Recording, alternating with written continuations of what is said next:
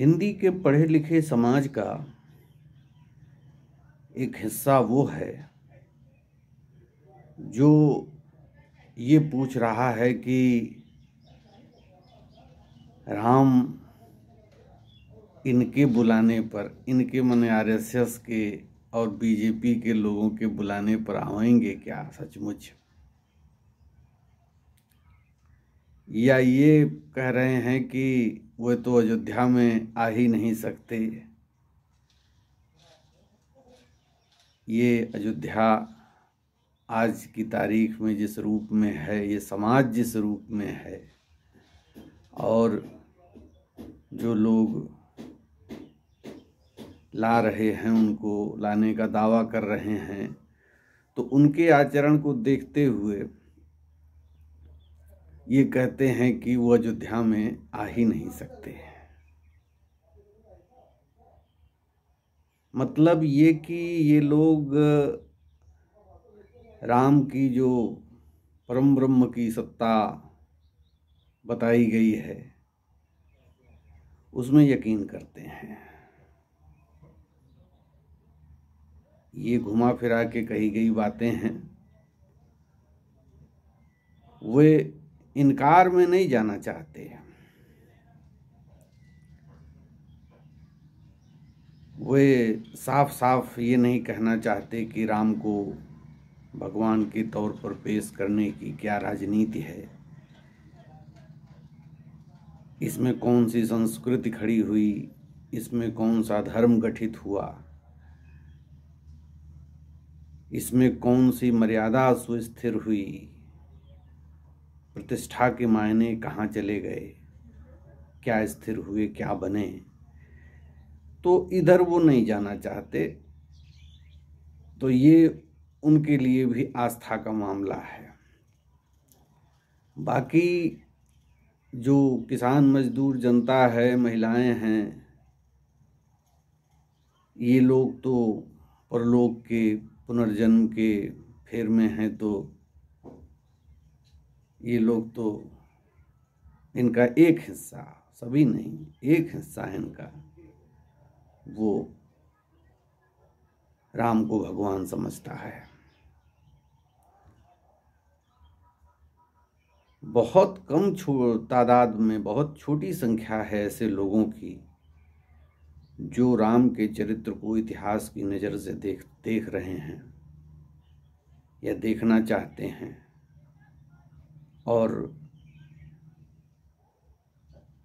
थोड़ा स्पष्ट शब्दों में बोलना चाहते हैं।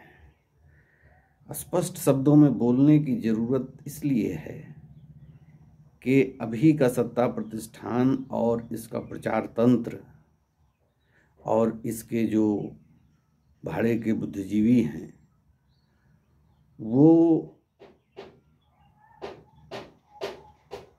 अर्थव्यवस्था की और समाज की सच्चाइयों से मुंह फेर करके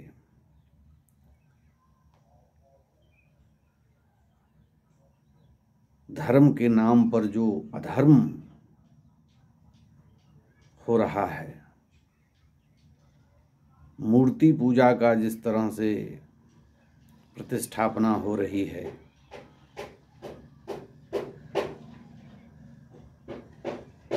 और उसमें उसके भीतर जो सवर्णवाद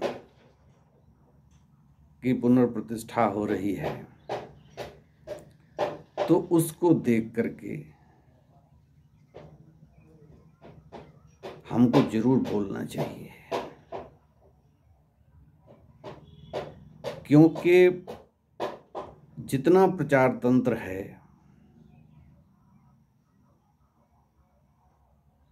ये प्रचार तंत्र आज की तारीख में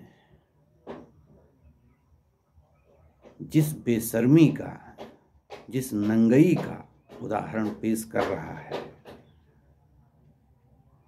उसका स्पष्ट मतलब ये है कि इनके लिए बेरोजगारी के सवाल को दबाना भी इस प्राण प्रतिष्ठा के एजेंडे का मामला है। इतनी बारीकी और एक एक चीज का ऐसा चित्रण वर्णन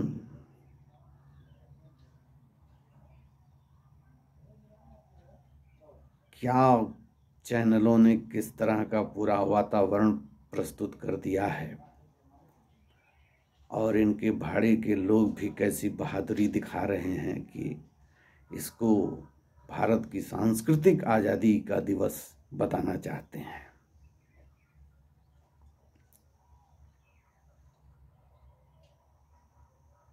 ये आप इनकी हिम्मत देखिए कि सांस्कृतिक आज़ादी का मौका है।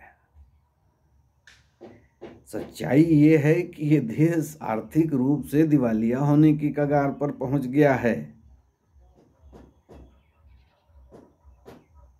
जो एनपीए है वो 15 लाख करोड़ रुपए तक पहुंच गया है, पहुंच जा रहा है। बेरोजगारों की तादाद गुलाम जब देश था उसको चुनौती दे रही है या दे चुकी है पहले ही।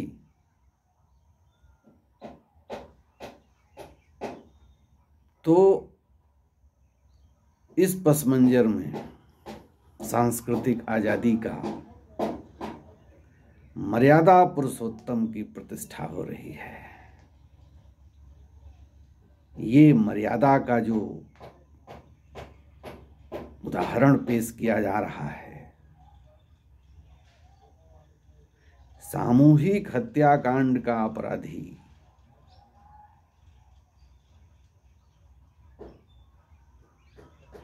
आप समझ लीजिए, मर्यादा का जब मर्यादा पुरुषोत्तम का यजमान बन रहा है तो इसके पीछे लूटने का, देश को लूटने का, भारत की संपदा और संप्रभुता बेचने का जो मकसद है उसके लिए झूठ ये जो खड़ा किया जा रहा है और उसका प्रचार किया जा रहा है, उसको महिमा मंडित किया जा रहा है, तो ये इस कोशिश को आप ठीक ठीक देखिए। बोलने का मसला यहीं पर है।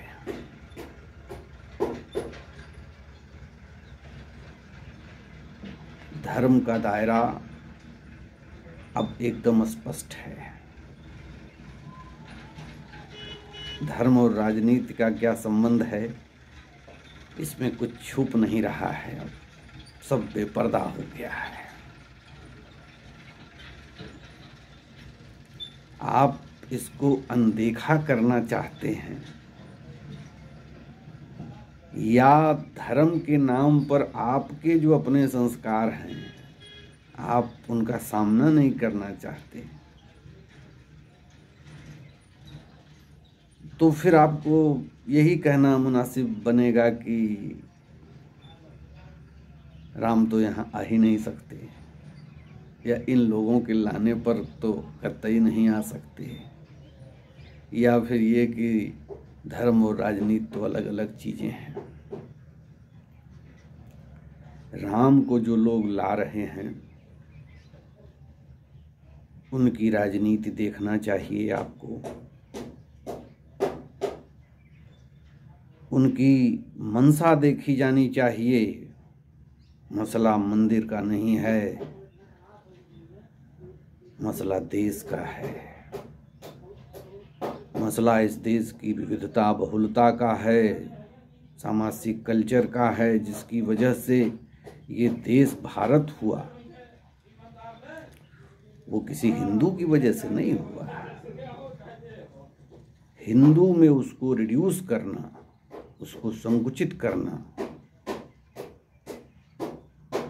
इस देश की संवैधानिक व्यवस्था को ही नहीं, इस देश की आत्मा को कुचलने के समान है।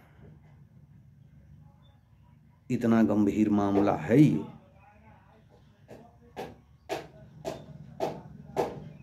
आर्थिक दुर्गति तो जो हो रही है उसका सामना पड़ेगा ही, जीवन में आ ही रहा है। लेकिन जो एक सामाजिक चेतना को, जो इस देश के नैतिक बोध को, इसकी सामूहिक चेतना जिस भी रूप में काम कर रही है, उसमें किसी हिंदू की गुंजाइश उतनी ही है जितनी बौद्ध की है, जैन की है, शैवों की है, शाक्तों की है, इस्लाम की है, तो या दूसरे और भी छोटे छोटे समुदाय। तो इसलिए जो लोग राम को लाए हैं वो क्या चाहते हैं, इसके बारे में कोई गफलत रखने की ज़रूरत नहीं है। और हिंदी का हमारा ख़ास तौर पर बुद्धिजीवी इस मामले में अधिक पिछड़ा हुआ है, तो इसलिए वो वैचारिक रूप से अपनी पोजीशन, उन्हें हम कहना चाहते हैं कि आप साफ कीजिए मसले को, अपने लिए साफ कीजिए, समाज के लिए स्पष्ट कीजिए। धन्यवाद।